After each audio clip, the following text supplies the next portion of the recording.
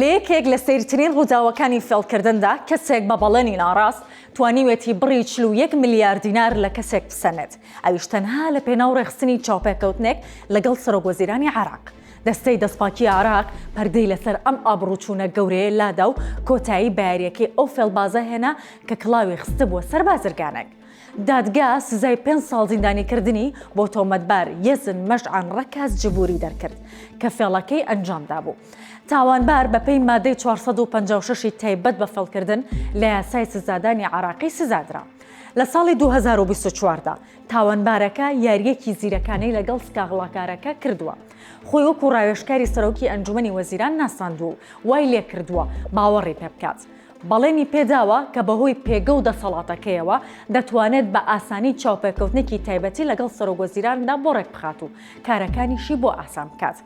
ئەوەی کەیسەکەی سیرتر و دراماتیکتر کردووە ئەوەیە یەزن مەشعان تەنها بە قسە نەوەستاوە، بەڵکو کەسێکی ڕاستپاردووە کە پێشتر لەناو کۆمپانیەکانی خودی سکاڵاکارەکەدا کاری کردووە. لە ڕێگەی ئەم کەسەوە توانیوێتی بە فێڵ بڕی 41 ملیار دینار لە سامانی کۆمپانیاکە ڕابکێشێت و بیخاتە گیرفانی خۆیەوە. تا ئەو کاتەی دەستەی دەستپاکی پلانەکەی پوچەڵ کردەوە و ڕەوانەی زیندانی کرد.